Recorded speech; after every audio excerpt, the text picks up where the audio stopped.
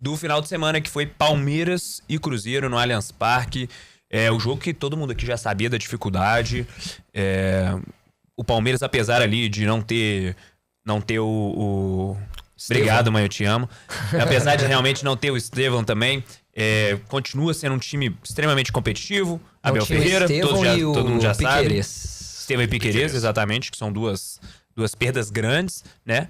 Mas eu acho que o jogo foi mais ou menos o que eu imaginava e foi o que eu comentei, né? Eu vi um Cruzeiro muito competitivo, continua um time competitivo, que principalmente no segundo tempo teve boa parte da posse de bola. O Cruzeiro foi melhor muito mais, né? Criou mais do que o Palmeiras. Obviamente, sofre, né? Com jogando em casa, jogando fora de casa, jogando um campo que é sintético, que não é fácil de jogar. Mas foi um time muito competitivo. E é o que eu imaginava que seria. A gente, inclusive, nos nossos palpites, eu coloquei vitória do Palmeiras, mas coloquei achando que realmente seria um jogo difícil e foi mais ou menos isso. Lá, na verdade, o resultado final foi um empate. Acabou ficando no empate. Eu falei empate. Eu coloquei vitória do Palmeiras, você falou empate. Eu coloquei empate também. É verdade. Quer dizer, prevê um jogo duro, né? É verdade. Foi um jogo duro mesmo. E ali, o Cruzeiro completo, né? A gente vê que uma coisa também que já dá pra ver é como o Seabra vai fazer essas modificações, né, com as chegadas dos reforços aos poucos. Eu, particularmente, acho que o Matheus Henrique já deve começar agora o próximo jogo. Provável. Né? Mas Ele muito joga bom de muito bola, ele fã dá uma dele. outra dinâmica, bicho. Quando ele entra em campo, ele dá uma outra dinâmica, um cara muito mais Ele é intenso, intenso, né? muito mais intenso, participativo demais, tem a condução de bola muito boa. E o Lucas Silva ainda não tá naquela fase bacana, então eu acho que é muito natural. Apesar de ter feito gol. Ter começado a jogada... E concluída a jogada, né? Eu acho que vai ser bem natural a saída dele pra entrada do Matheus Henrique. E já que vocês tocaram então no assunto, vamos falar desse primeiro lance, né? O Cruzeiro sai perdendo por 1-0, faz o gol de empate, né? Com o Lucas Silva ainda no primeiro tempo. E aí é um gol que em campo ele segue, o juiz confirma o gol, mas o VAR chama. E aí a gente entra muito na questão de: é um lance interpretativo? Foi falta mesmo? Na minha visão, lances interpretativos, eles só são interpretativos mesmo quando talvez não tenha um contato de fato. Esse é um lance que tem um contato, então talvez não deixe de ser muito interpretativo. Mas, pra mim, não foi falta. Acho que o contato ali é o Zé Rafael que chuta o Lucas Silva. Por cima, não vejo nada pra deslocar o Lucas Silva. Então, assim, ao meu ver, é um gol mal anulado. O que foi falado no áudio do VAR, né? Quando saiu o áudio, que agora a gente tem acesso, né? Aos áudios, né? Eles liberam o áudio. Aí fala que existe uma carga por cima e um toque por baixo. Eu não enxerguei isso em nenhum momento, porque não existe um movimento do Lucas Silva pro empurrão e por baixo ele toca na bola.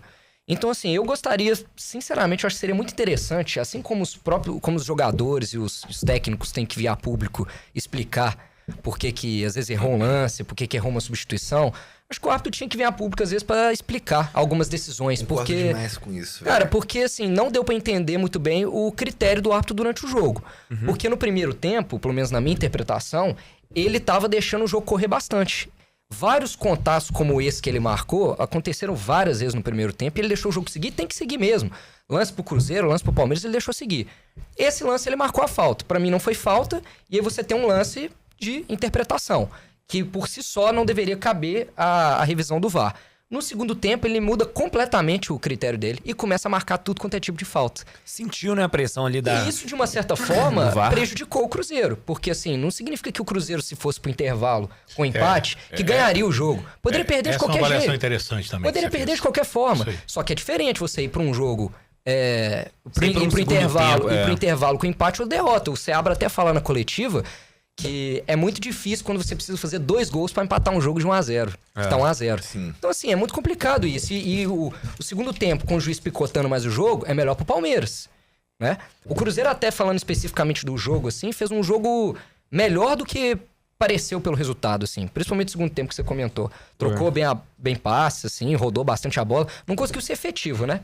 Não foi tão efetivo assim, mas ele controlou bem o jogo. No final das contas, não conseguiu fazer os gols. Os 2 gols do Palmeiras saíram de 2 falhas individuais do Cruzeiro, né? O primeiro, até uma pressão boa que o Palmeiras faz, mas o Willian vai tentar um passe no meio, pegando a zaga, a volância do Cruzeiro toda de costas. E o segundo, o Robert, coitado, foi dar um toquinho pra trás, assim, o Gabriel Menino estava impedido, mas como tocou pra trás, tirou o impedimento. Mas é aquilo, assim, o lance, ele é, pra mim, 100% interpretativo. E é esses lances que vai me desanimando cada vez mais a utilização do VAR aqui. Porque, assim, o VAR, ele vem com a proposta de reduzir os erros crassos, né? Pelo menos o objetivo, principal, a teoria era pra ser essa. Só que chegou um momento que no Brasil o VAR tá pitando o jogo. Então, assim, eu já tô chegando num ponto que eu tô achando que o VAR ele não tá fazendo mais sentido no futebol brasileiro. Ou o juiz. Também, os juízes são muito mal preparados. Cara, é impressionante como um juiz, ele não tem convicção... O VAR, na verdade, ele mostra que o juiz não tem convicção de nada que ele faz lá dentro, o juiz foi induzido a ir ao VAR, porque ele segue a jogada. Ele não dá a falta. Completamente. Mas ele não dá a falta, ele vai no VAR, e aí, assim, é aquela coisa no futebol brasileiro, né? Quando o cara é chamado, o juiz meio que já cria na cabeça, errei. Exatamente. Mas o juiz aqui, ele nunca vai ver o lance e continua com a convicção dele. Mais ou menos. Isso é uma falta de preparo, eu acho. Eu acho que o primeiro erro já começa na escolha do juiz. Ninguém conhecia o cara do Espírito Santo, não sei o que, Lacerda, até parente meu, se for, um abraço pra ele. Ninguém conhecia o cara. Por que ele é parente seu? Porque eu também chamo Lacerda. Lacerda. O cara também chamava Lacerda. A questão toda assim, já começa escolhendo um juiz fraco. A mesma coisa aconteceu com o Palmeiras e Atlético aqui, que ele expulsou o Hulk. Juiz fraco, que ninguém conhecia, que não tem o peso de um jogo do tamanho de Cruzeiro e Palmeiras, como não tinha Atlético e Palmeiras aqui na Arena MRV. Então, já é um erro absurdo da CBF colocar um cara despreparado para fazer. Eu queria citar 2 pontos. Primeiro, fosse o Rafael Claus que apitou o jogo do Atlético com o Vasco no domingo, apitando o jogo do Palmeiras com o Cruzeiro, aquele gol teria sido válido. Porque o critério dele é completamente diferente. Já é a primeira cagada da CBF. Mas o VAR ia chamar. Aí ele tem Não, mas ele tem peito. Ele é um cara que tem personalidade, ele tem? O segundo ponto é exatamente esse. O árbitro está a poucos metros e viu o lance como ninguém viu. Ele estava muito bem posicionado. Muito melhor que a câmera. Ele estava posicionado e ele mandou o lance seguir. Então, a partir do momento que isso acontece, né? Sendo falta ou não, porque eu não vou entrar no mérito aqui, porque concordo com vocês, é interpretativo. Totalmente interpretativo. O juiz dentro de campo, ele tem que ter autonomia. E o VAR tem que respeitar a decisão do juiz. Se ele acertou ou se ele errou.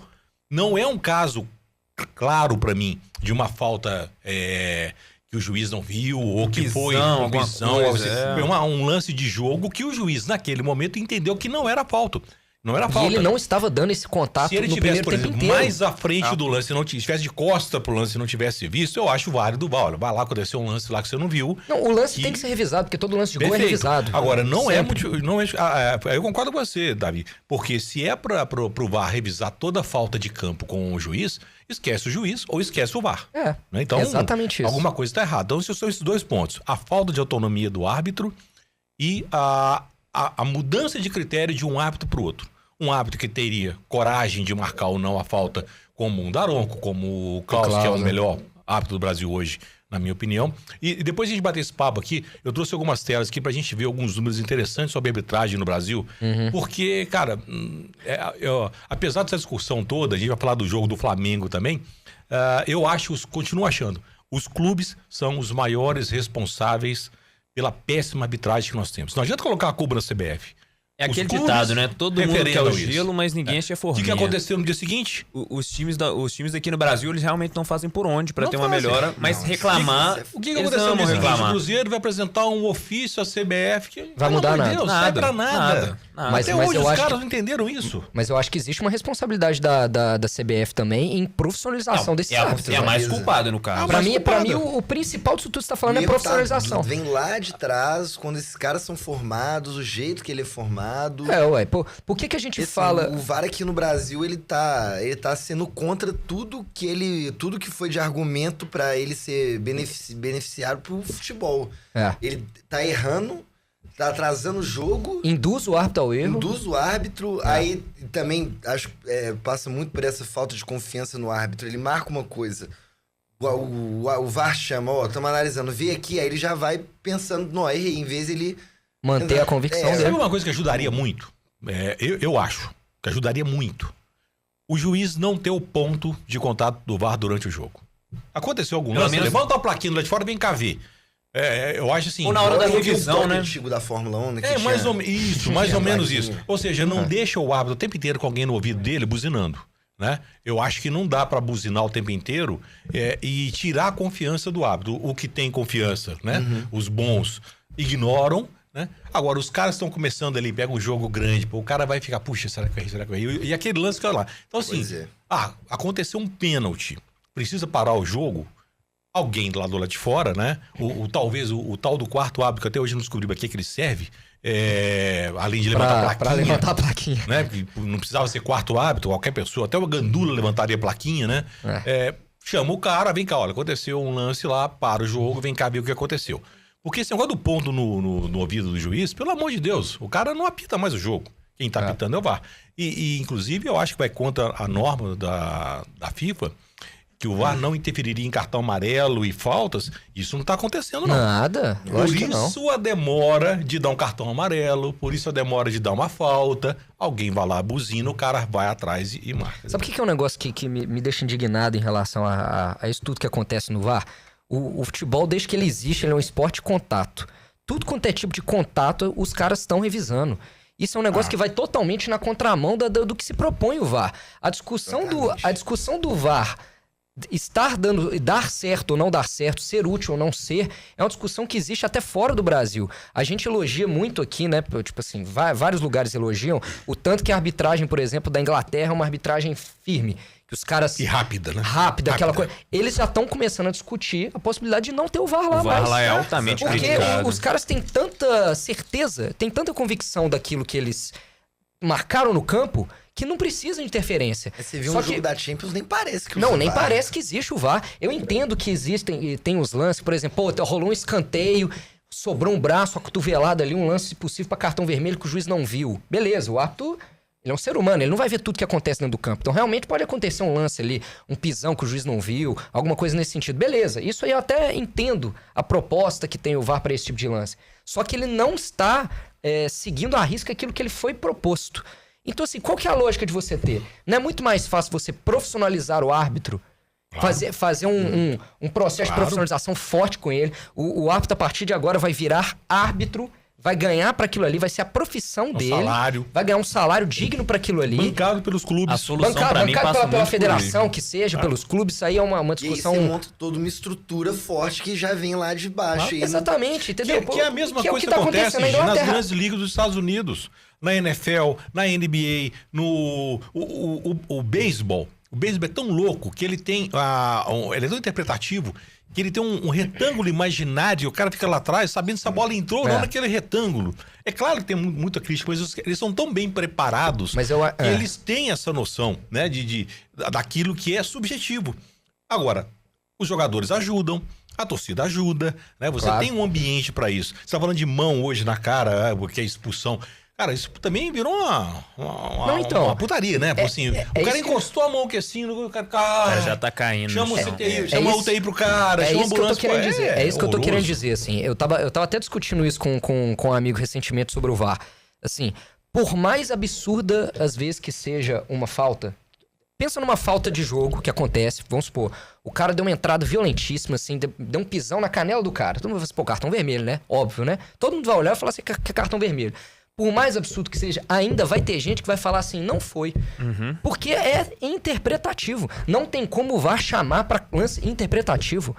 Não tem como, isso não faz sentido. Você não tem como você tornar objetivo um negócio que não é. Como é que você cria uma verdade?